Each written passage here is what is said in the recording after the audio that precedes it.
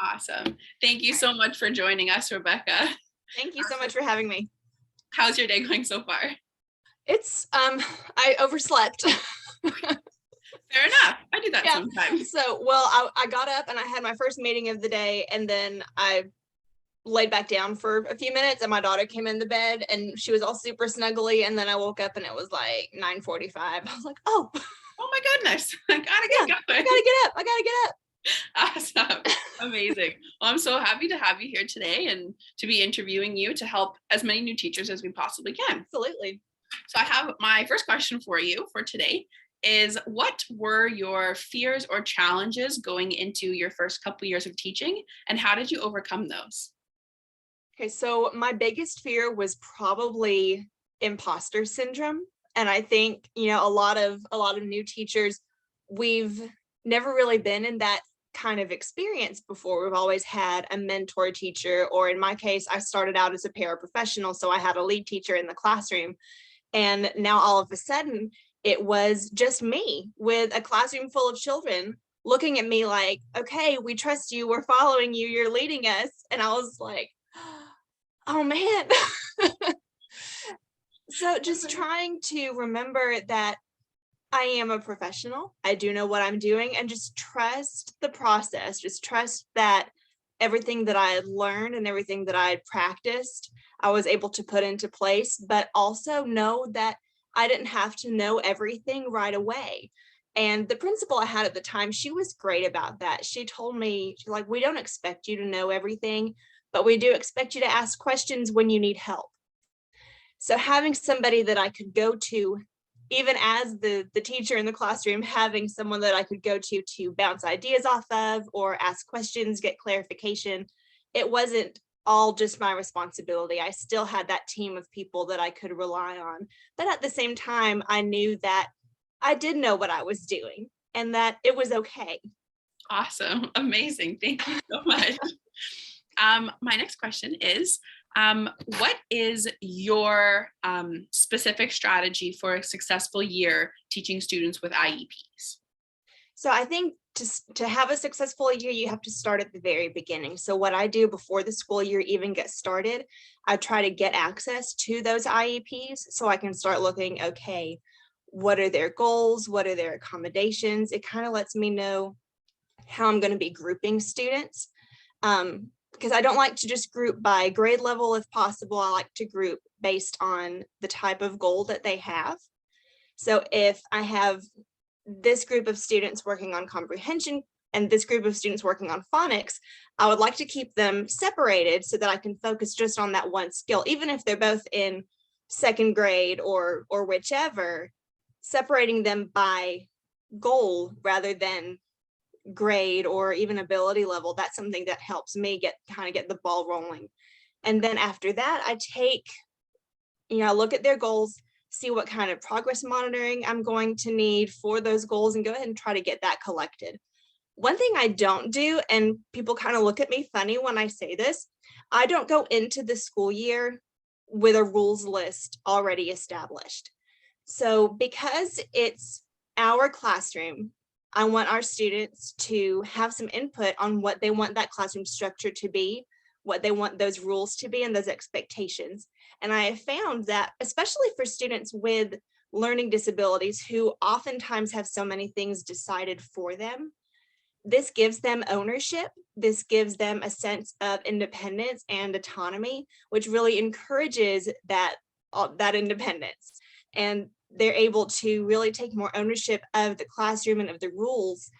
And I can say, hey, remember, we came up with this rule. This is a rule that you said you wanted to have. And then typically they're like, yeah, I let us down. I let everybody down. I didn't follow that. I'm like, well, we can move past it. We can work on it. So those are my two biggest tips. Review the IEPs as early as you can, and give the students some autonomy in making the classroom rules and procedures. Amazing. I'm sure both of those really make them feel like they have a big sense of belonging in that space, right? Which absolutely, of course, will help with the actual learning. So fantastic. My next question is, I know you just shared a couple tips, so these ones might be the same, and that's okay. Can you share 3 tips that would reduce stress or overwhelm in teachers planning on teaching students with IEPs in the year ahead? All right, so for me, I'm a special education teacher. All I'm going to be teaching are students with IEPs, but for general education teachers, because I work very closely with my team of gen ed teachers, one thing I do for them is I provide an IEP at a glance form. And that way they're still getting the full IEP, but they have like a 1-page reference sheet that has all of the information about the student's goals, their services, their accommodations. And that way they're not having to pull out a huge 10-page document every time they need to look at something. So if you are a gen ed teacher, ask your special education teacher if they have something like that. A lot of IEP softwares will generate one automatically. Mine unfortunately does not, so I do have to create my own, but I've had so many gen ed teachers tell me how helpful that is. So that's probably number one, is make sure that you're familiar with those specific parts of the IEP, and then ask for like a reference sheet if possible. Amazing. Great. Yeah. It's fantastic. Sorry, go ahead. Yeah. I was gonna do one more tip. Try to have as many visuals as possible, so you're not having to constantly, using verbal prompts, verbal reminders. Have the schedule posted so students know what's coming. If you teach math, have the times tables up on the wall. So if you've got a student who needs that reminder, they can look up there, and it alleviates that sense of overwhelm, because they're not having to ask out loud, hey, I don't remember how to do this. Like, there's a visual reference that they can go back and look at. So that just gives them, again, you want them to be as independent as possible, but also you need to support them as much as you can. So visuals, manipulatives, anything to get it hands-on, that's the way to go. Amazing. Thank you so much.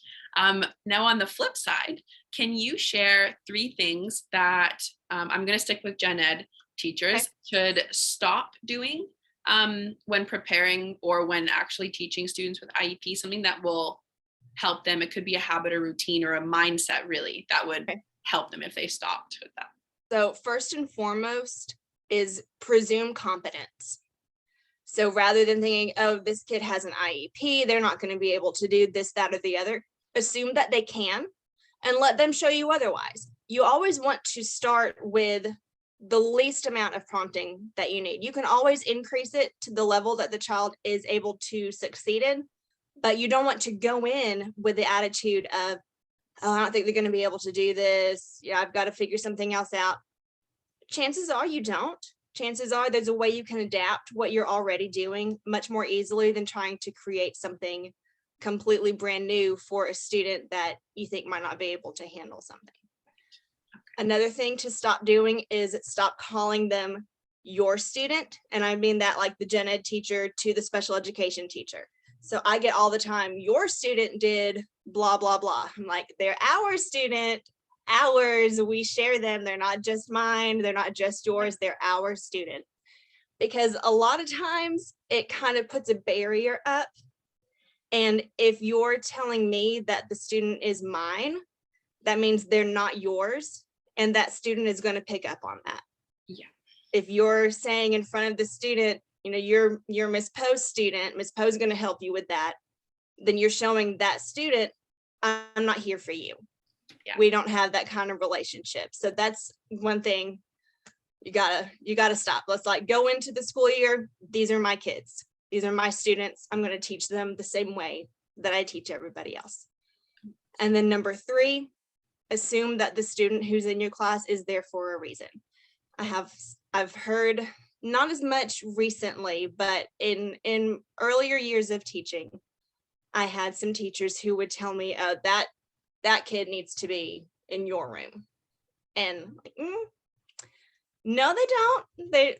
They're good where they are. They're good in your room. It's just we haven't figured out a good plan for them yet, but we will. So assume if the student is in your room, they're there for a reason, and they're just as much your student as they are the special education teachers. Amazing. Thank you so much. Those are fantastic tips that I know will surely help teachers. I know that you predominantly teach in an English setting, and this event is for French teachers, but I'm not sure if you're aware that have students who have IEPs in a French context there are a lot of stigmas around that, and a lot of stereotypes that students with IEPs who or have particular difficulties cannot learn French as a second language, that they're not capable, and comments like that. So there is a huge negative stigma around that. So I love that you're here to talk about this and letting French teachers know that these students do have a place in our classroom, because they do, right? Yeah. We want to break those stereotypes. So thank you. You're welcome. And just kind of as a caveat to that, as a student that I had last year was trilingual. Yeah. He spoke English, Spanish, and his native Guatemalan dialect. Yeah. He speaks more languages than I do. And he has learning disabilities. Yeah. But it's not keeping him back when it comes to being able to pick up more languages. Exactly. It might take a little bit longer, but that can be for any student. Exactly. Yeah, it's definitely doable for anyone, right? Absolutely. Amazing. Thank you. So my next question is, what is your morning and or after school routine that you have found that works for you and it sets you up for success when in the school year? Okay. Do you mean like for getting ready for school, like the classroom, or just like more like a self-care thing? I'm going to say both if you want to touch on both. I know self-care for teachers isn't really spoken on. So if you have some tips for that, for sure, go for it. So when I'm getting ready for school, I try to do as much as I can the night before. Like if I'm packing a lunch, get my lunch packed the night before, get my clothes laid out the night before. I have a daughter who's going into 4th grade, and my husband is also a teacher. So mornings for us are hectic and crazy. Everybody's trying to get ready to get to school. So as much as we can have planned out the night before to make the mornings run more easily, then that helps a lot. And then after school, I try to leave no later than about 4. If I stay that late, usually I'm like out by about 3:30. Some days I stay later if there's just a lot that I really need to do. I'll rather pick one day to stay a little bit later. But most of the stuff, I do what I can, and then things can wait until the next day.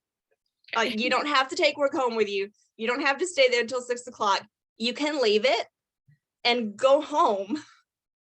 It's not going anywhere. It's still going to be there the next day. So take your time for your mental health and get out of the building. Amazing. Still going to be there. Great. Yes, I'm sure that's something that a bunch of new teachers will probably struggle with, is trying to do it all and figure it all out. And that's the thing, is you don't have to do it all. And the ones that look like they're doing it all, they're not actually. They're putting up a pretty good front. They're doing what needs to be done, and they're letting the other stuff go. Because I get, coworkers, oh, how do you get everything done? I'm like, I don't get everything done. I get the priorities done, and everything else can wait. Okay. Amazing. That is a fantastic. Awesome. My next question for you is, what is one thing that you know now, so where you are in your career now, that you wish you knew when you were starting out? Oh boy, so many things. So many things. Sometimes I look back on little young baby first year teacher Rebekah, and I'm like, oh girl, you did not know what you were doing. I think like the biggest thing, it's kind of what I started with. Don't think you have to know everything. Don't think that, you're the teacher now, you're the supreme authority on all knowledge. Like, because you're not. You're still learning. And the teacher that's been there for 25 years, if they're a good teacher, they're still learning too. So you don't have to have everything figured out. And another thing, you don't have to have everything prepared right away. So if you are looking on Pinterest and you see the beautiful classroom library that has hundreds and hundreds of books, and you think, I have to have that for my room.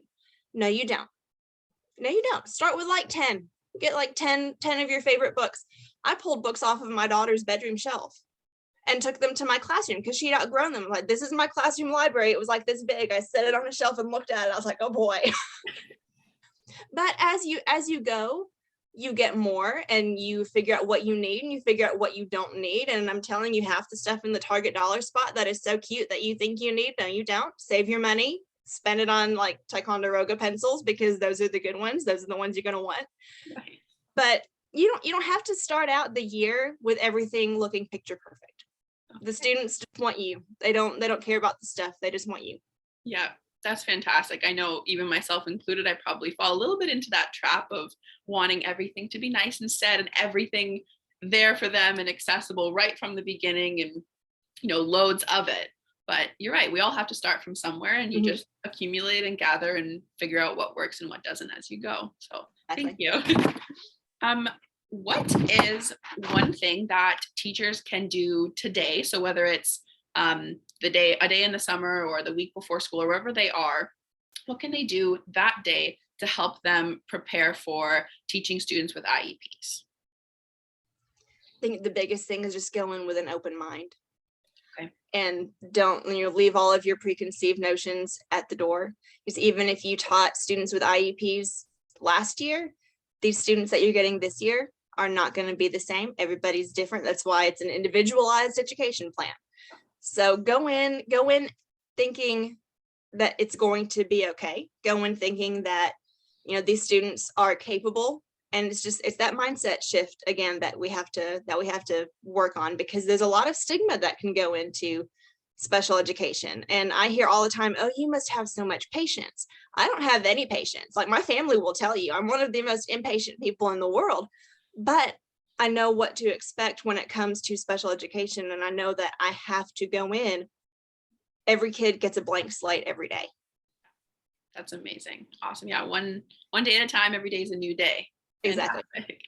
My last question for you today, Rebekah, is who was or is your mentor or inspiration? So when I was working as a paraprofessional, I met this amazing teacher at a professional development, and I just thought she was fantastic. She was younger than me, like fresh out of college, but she was the epitome of what I thought a teacher should be. And I ended up, I finished my master's degree and got hired and was at the school, and out walks this teacher. And I had no idea that she worked there, but she was my mentor teacher for the first year that I was there. I came to her with all of the questions, and I was like, I'd knock on the door and be like, hey, I'm back again. Her name is Mandy Antwine, and she owns her own business now, Antwine's Academics. She provides specially designed tutoring for not just special education students, but any student. But she's just phenomenal, and still to this day, I feel like I can call her and ask her anything. So she's been the biggest inspiration and the biggest source of knowledge that I've ever come across in my entire teaching career.